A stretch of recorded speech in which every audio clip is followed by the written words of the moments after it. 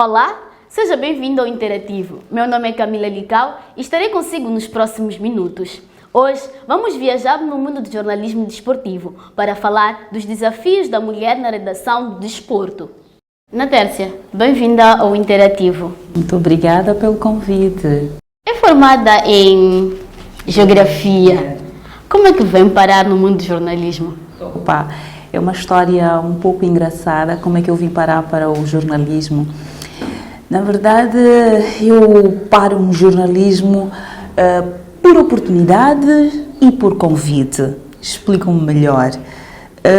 Eu, quando terminei o nível médio, tentei a primeira vez para ingressar na universidade e uma das que eu tentei ingressar foi a Universidade Eduardo Mondlane, só que não consegui. Então, depois disso, o que aconteceu é que, por acaso, eu saí à procura de um colega, amigo, irmão da igreja, na Rádio Maria. Mas eu não ia para lá para ir fazer rádio. Eu ia à procura mesmo desse amigo e colega. Só que quando eu chego lá, o produtor da Rádio Maria entendeu que eu vinha à procura de trabalho. E ele não me falou do meu amigo João, ele só disse... Aliás, ele perguntou-me, então, tu gostas de acompanhar rádio? Qual é o programa que tu gostas de acompanhar? Eu fiquei espantada, mas, quer dizer, então eu estou à procura de um amigo e ele está-me a perguntar um outro assunto. Eu disse, bom, agora não posso responder. Então ele disse, ok, vá para casa, vai escutar toda a programação da Rádio Maria durante a semana toda. Ok, tá bem. E fui para casa mesmo semana seguinte. Eu disse qual é o programa que eu gostei e gostei na altura de um programa informativo. Eu fui lhe informar, ele disse, ok, é por aí mesmo onde vais começar a trabalhar. E eu, como é que é isto? Só que nessa altura eu não estava mesmo a trabalhar, acabava de me nível médio. Então eu aceitei o convite para trabalhar a título voluntário. Comecei a fazer o jornalismo na Rádio Maria, eles incentivaram-me, estavam a gostar do trabalho, estava incrível, deram muita força. E no ano seguinte eu voltei a concorrer, só consegui, mas para a Universidade Eduardo Mondlane.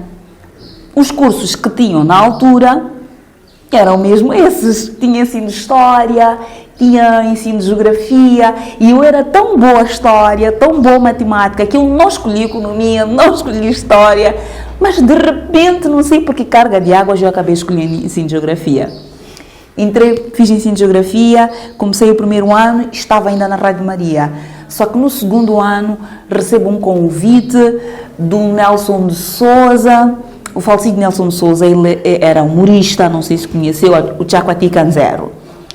Ele convidou-me, porque também eu fui para a rádio, porque também, dessa vez que eu fui para a Rádio Moçambique, e à procura de um outro amigo. Sim. Então, numa das ocasiões, eu fui para uma entrevista. Na altura estava na organização contra a droga e SIDA, então ia fazer uma palestra sobre HIV e SIDA. Ele gostou tanto da entrevista e ele depois convidou-me, na terça vem ela fazer rádio. Eu na altura disse, não, o que é isso de fazer rádio, eu nem sequer entendo o que é isso, e eu fugi do assunto. Mas depois de ter estado na Rádio Maria, despertou-me interesse. Por que as pessoas elogiam tanto o meu trabalho? Por que as pessoas falam tanto do meu trabalho? Qual é a curiosidade? Qual é o impacto? Então eu decidi correr atrás, por isso que eu fui para a Rádio Moçambique também à procura do falecido Miambo. Também já não faz parte, infelizmente, do mundo dos vivos. E quando chego para lá, ele não estava, quem me recebeu foi o Nelson de Souza. E perguntou-me o que eu ia lá fazer. Ele gostou tanto de mim logo à primeira vista. E começamos a conversar. Ele a tentar se apresentar, eu disse, não precisa se apresentar, eu acompanho os seus programas, o Riso não paga imposto, pela televisão, pela rádio, por aí fora. Então, eu disse o que ia lá fazer. Eu ia resgatar o convite que tive do Miambo, na altura, para fazer rádio. Ela é. Então, ele disse-me que, opa, neste momento até que não há assim tantas vagas, mas deixa-me falar com o diretor do canal desportivo da Rádio Moçambique. E dito e feito. E ele disse, há lá uma vaga, mas é para o desporto. Eu, isso só não me assusta. Assim mesmo. E foi o que eu fiz. E lá entrei. Mas depois acabei beneficiando de alguns cursos de jornalismo elementar, já na própria Rádio Moçambique, na própria instituição. Mas acabo descobrindo também que estas coisas de rádio, de jornalismo, são talentos que eu já tinha, só que infelizmente os meus pais não prestaram atenção nisto. poderiam ter me dado algum acompanhamento, mas eles não prestaram atenção nisso e eu acabei me dirigindo já para outros cursos, porque eu sempre fui uma faladora que não acaba, sempre entretive as pessoas, sempre gostei de interagir com as pessoas. E, por exemplo, quando eu estava na escola, no ensino primário, quando houvesse algo na sala de aulas, na terça estava lá, voluntária, quer falar, não sei o quê. Então, e sempre representava a turma, não tinha problemas em falar. Então, estas são dicas para uma criança que está em desenvolvimento, quando começa a desenvolver este tipo de talentos, este tipo de características, ele já começa a te dar indício qual é a área que deves encaminhar a ele. Então, os meus pais não prestaram muita atenção nisso, só ficaram naquela de que não, é a maninha que fala muito, que gosta muito de entreter as pessoas, conversar, de rir, acabou. Então, eu sozinha mais tarde é que fui descobrir, só que descubro, mas já estava a fazer um outro curso. Mas eu acabei também não mudando a área que eu estava a fazer, do ensino de geografia para o jornalismo, porque, para mim, há uma concepção que eu tenho também. Não basta só ter especialização. O ensino superior te ajuda a abrir a mente, dá-te outros horizontes. Então, o curso que eu fiz de ensino superior deu-me esse horizonte, independentemente de eu ter feito o curso de jornalismo ou não. E eu tenho a flexibilidade de aprender. Então, o curso elementar com o positivo de jornalismo na rádio acabou me ajudando a especializar mais ainda. Então, sinto-me como um peixe na água. Então, eu não estou perdida e nem me arrependo de ter feito ensino de geografia, porque depois disso acabei fazendo um projeto de caráter ambiental ligado mesmo ao meu curso, só que na altura, infelizmente, o projeto não vingou. Espero que um dia desses possa vingar, o projeto vai ser bom se isso acontecer, mas se não for o caso, também tudo bem. Então, a minha história sobre jornalismo desportivo e radiofónico e ensino de geografia é exatamente esta. Bom, sabemos que há técnicas para escrever para o jornalismo desportivo, diferente dos outros tipos de jornalismo. Como é que foi adquirindo essas técnicas? Ou quando foi à rádio, a escola da rádio, foi exatamente para especializar? Teve técnicas lá para trabalhar diretamente com essa área do desporto? Uma das coisas muito boas que o jornalismo tem e nos ensina, eu acho que vocês também aprendem um pouco disto, saber ouvir o que os outros fazem, e do bom e do melhor, ouvir muito mesmo, rádio, ver televisão, como dizem os nomes, como expressam-se e no desporto ainda mais, porque nós estamos a lidar com especialidade, onde o futebol, o basquete, o cricket, natação, são línguas diferentes. Não há golo na natação, não há golo no basquete, como não há na natação, no futebol, por exemplo, uma prova de bruços. Então, são áreas especializadas. Então, o que aconteceu é que, aquilo que eu estava a dizer, tem uma flexibilidade de aprender. Então, um dos segredos que me deram, estás a fazer jornalismo agora, saber escutar, muito importante. Saber ver como os outros fazem o trabalho. Aqueles que já estão no topo de carreira, tens o testemunho, aprenda, veja como os outros fazem. Em relação, por exemplo, à escrita, leitura. O que os jornais escrevem, os jornais internacionais, jornais nacionais, como é que eles escrevem, como é que eles abordam, mas o básico também é saber o que é importante na notícia. Você está a fazer jornalismo hoje, ok, pode até considerar-se melhor porque é um bom apresentador, é um bom escritor, por aí fora. Mas muito cuidado, porque há pessoas que leem, há pessoas que o ouvem, veem com olhos analíticos. Há quem, por exemplo, pode não ter a possibilidade de ir à escola normal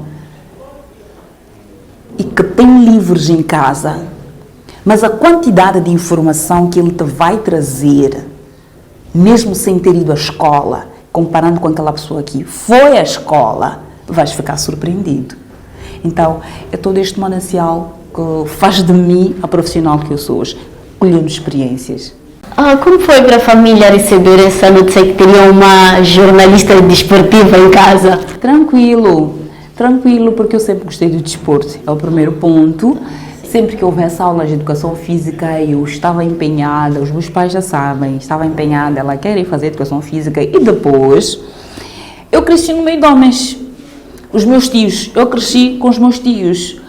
Acabei gostando de ver desporto, em especial Fórmula 1, quando houvessem mundiais de futebol, campeonatos africanos de futebol, eu estava ali com eles, sem imaginar que aquilo para mim era preparação.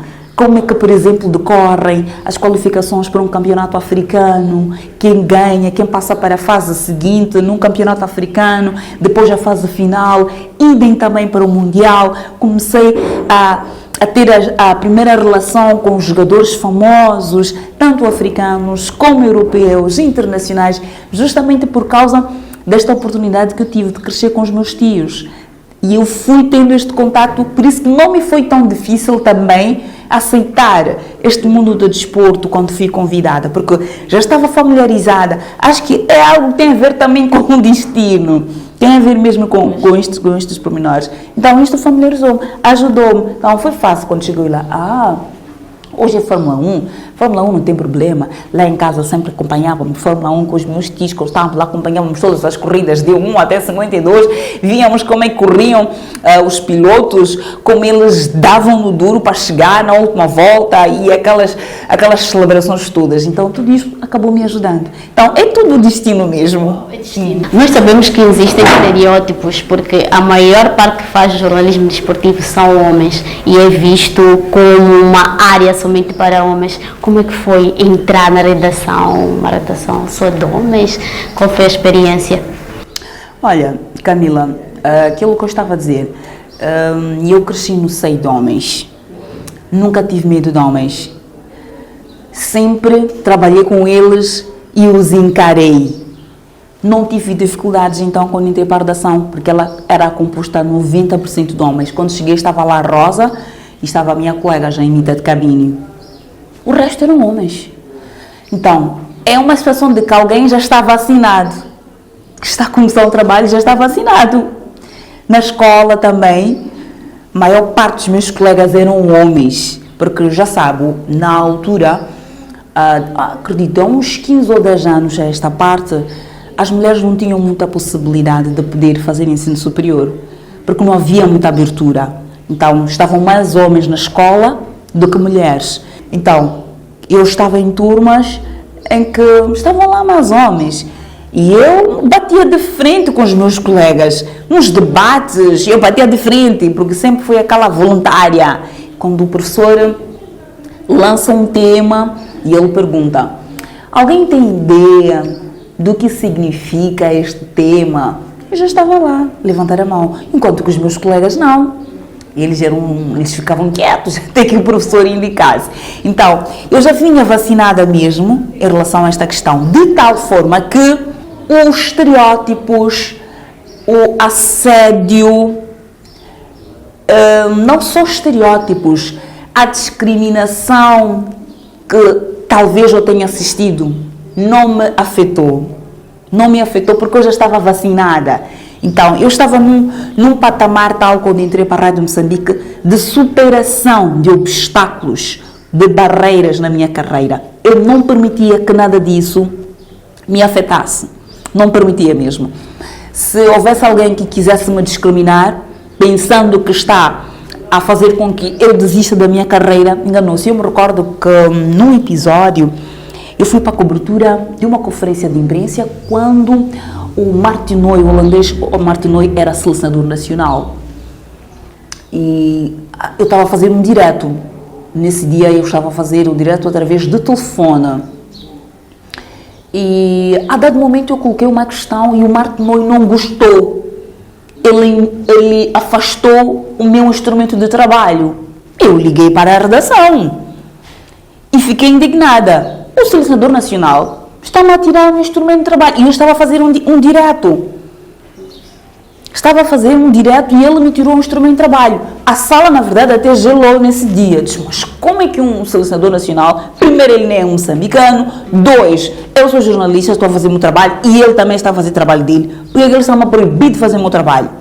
Então eu fui lá apresentar. Na altura eu liguei para a colega, para a Rosa, que foi quem me recebeu quando eu entrei para a Rádio Moçambique, e tomou as minhas dores, porque também eu sou mulher, ela também é mulher, e tomou as minhas dores, mandou vir. Não é assim. E isso é discriminação.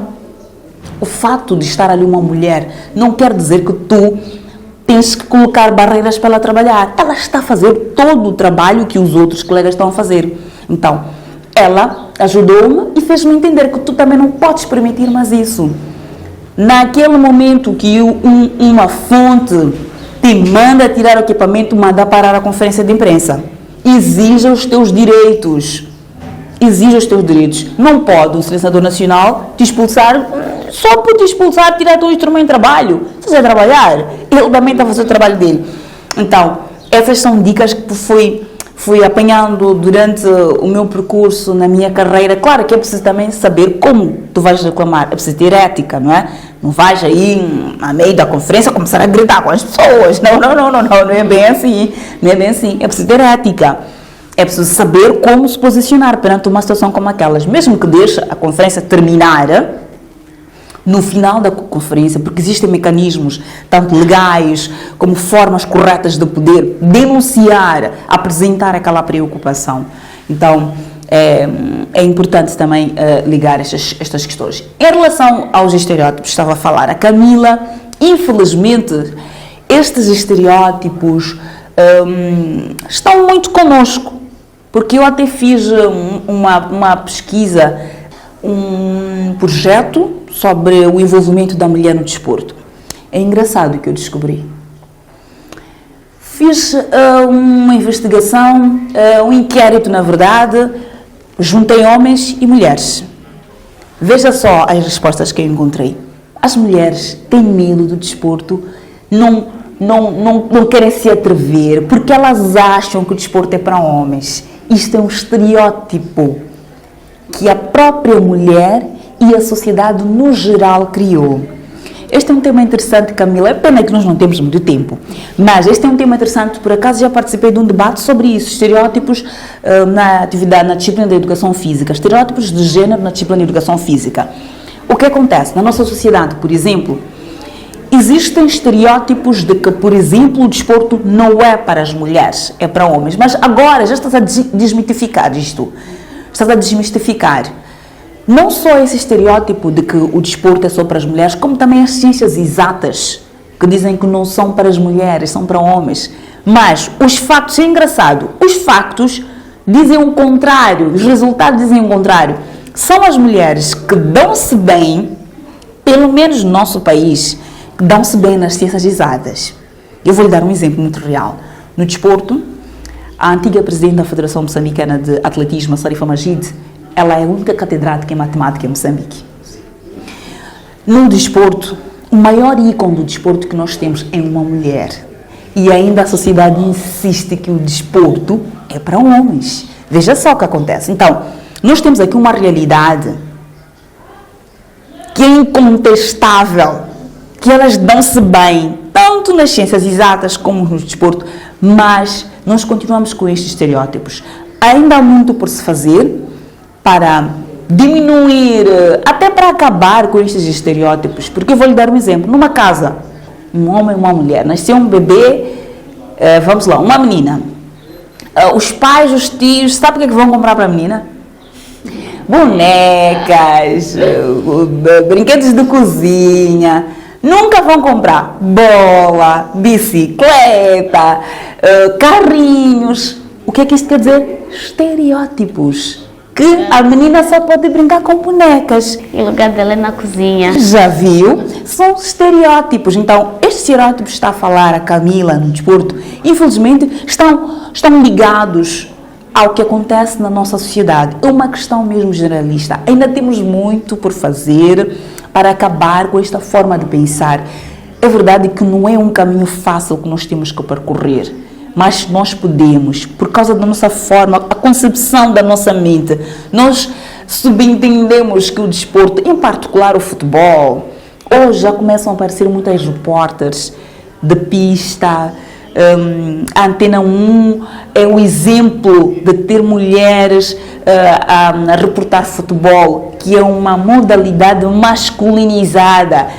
Mas hoje, algo interessante, as entidades internacionais, é o caso, por exemplo, da FIFA, é o caso da UEFA, é o caso da CAF, já começam a abrir o horizonte, até já criam provas ligadas à mulher. Já existe um campeonato africano da mulher. Hoje, por exemplo, nós temos esse campeonato africano da mulher que está acontecendo no Marrocos, que já está a terminar. É uma Copa Europeia de Mulheres. Então, com este incentivo, a FIFA, a CAF, estes organismos internacionais estão a dar o seu contributo para diminuirmos esta forma de pensar, diminuirmos estes estereótipos que nós temos de que, por exemplo, o futebol é só para homens. Sim. E mesmo ainda falando disso, há pouco tempo tivemos um concurso da La Liga, que a La Liga organizou, para mulheres que relatam jogos. Tivemos isso e é uma coisa muito importante. Bom, eu gostava de saber, tem 13 anos de experiência, sente que a mulher já é aceita na redação de desporto?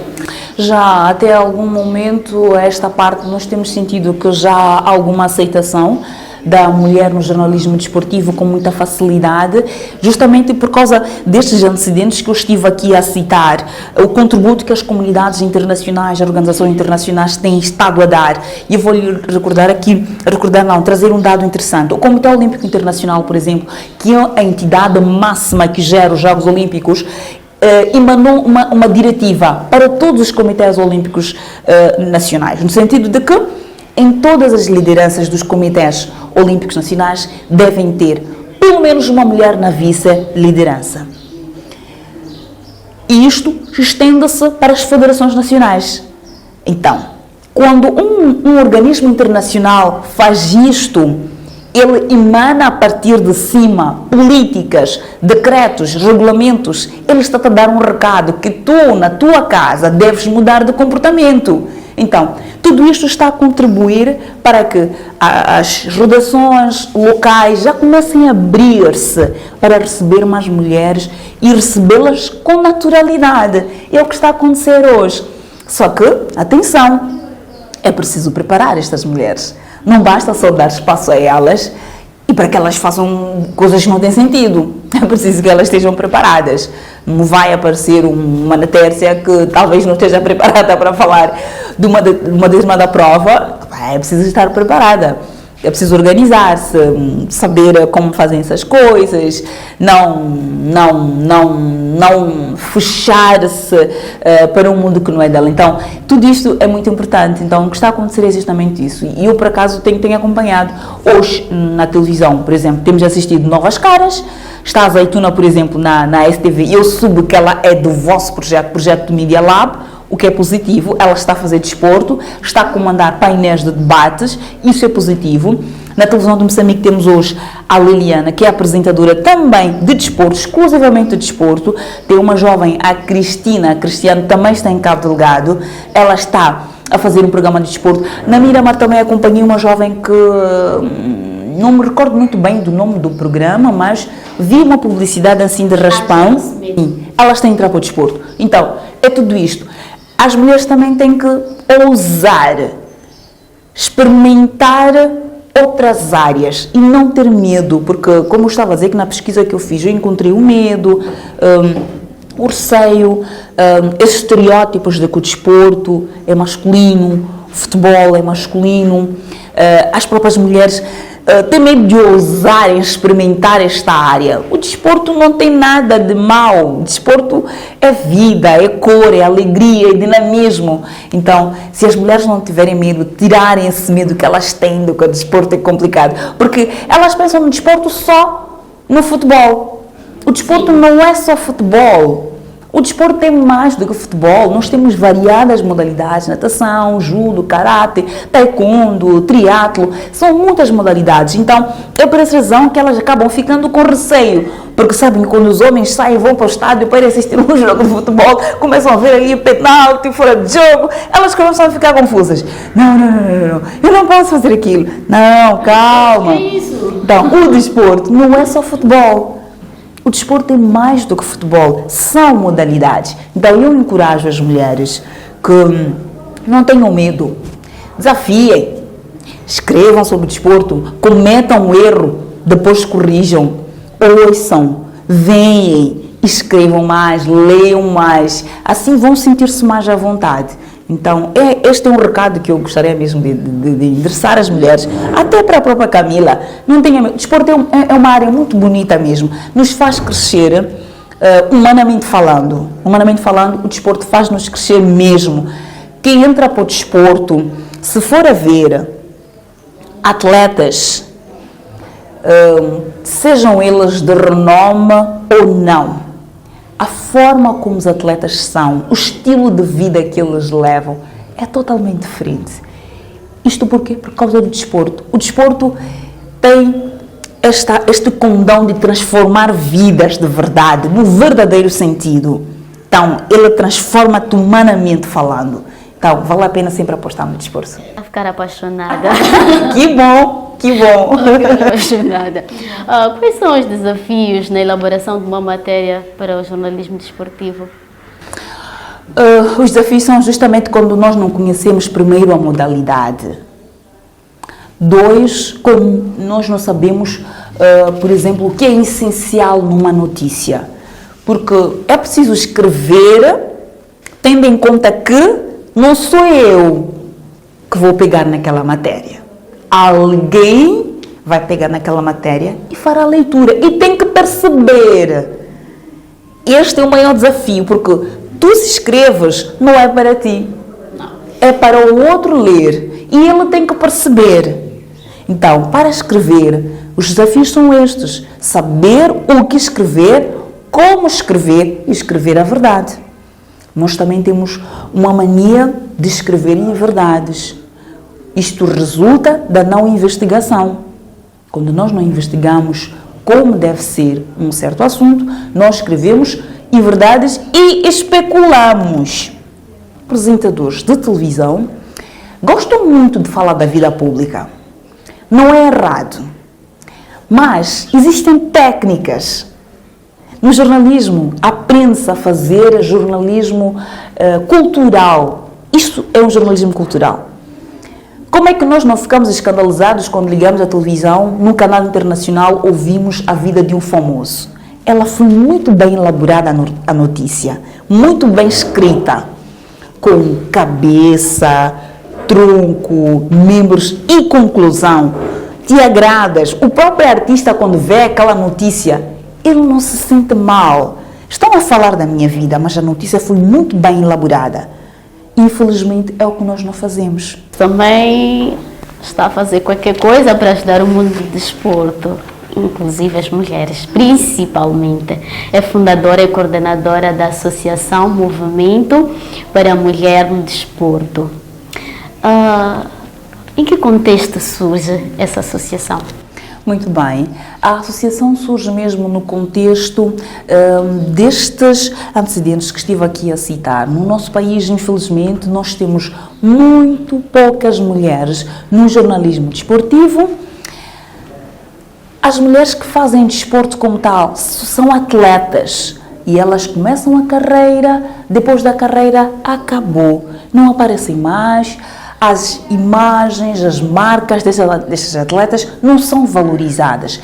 E ainda no nosso país não temos um número considerável de mulheres na liderança desportiva. Ainda não temos. Então, é com base, são essas fundamentações que nos fizeram criar a Associação Movimento à Mulher no Desporto, porque queremos promover mais mulheres no desporto.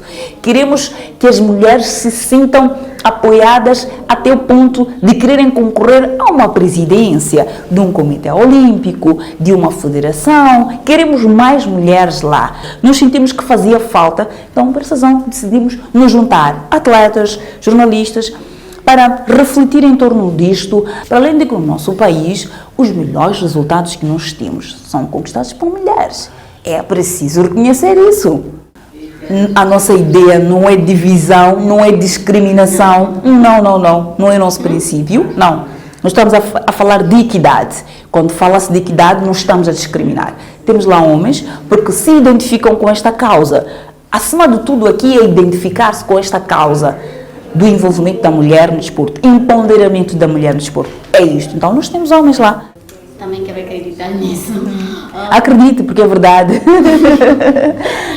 Peço que deixe as suas últimas considerações. Bom, mais uma vez, eu devo agradecer pelo convite. Entre tantas pessoas que vocês conhecem, decidiram escolher a Ana Tércia. Estimei bastante estar aqui com a Camila, a conversar sobre a minha vida. É verdade que eu acabei falando de tantas coisas, eu sou assim. Acabo me roubando a antena de tanto falar, porque tenho tantas histórias, mas eu adorei mesmo estar aqui. Fico a experiência do público lá em casa. Oxalá, sim. E convidar as mulheres que juntem-se à associação, se por acaso sentirem-se à vontade com esta causa do empoderamento da mulher no desporto, juntem-se a nós, vamos lutar pela mulher no desporto. Atenção, não é lutar contra o homem, mas eu repito isto, não é lutar contra o homem. Não podemos confundir. Então, visite a nossa página da Modesp, Associação Moçambicana do Movimento da Mulher no Desporto, a página da Modesp, visitem, coloquem questões, nós estaremos sempre lá para acompanhar e venham aí a segunda edição da Gala da Mulher no Desporto. Queremos prestigiar e fazer a festa e enaltecer a mulher no desporto em Moçambique. Beijinhos para os que acompanham o vosso programa, beijinhos para a Camila e para toda a equipa jovem que está aqui neste projeto. Para trás, deixamos a conversa com a Ana Tércia Tomás, jornalista e locutora da Rádio Moçambique. Despedimos-nos com promessas de voltar numa próxima oportunidade. Até lá!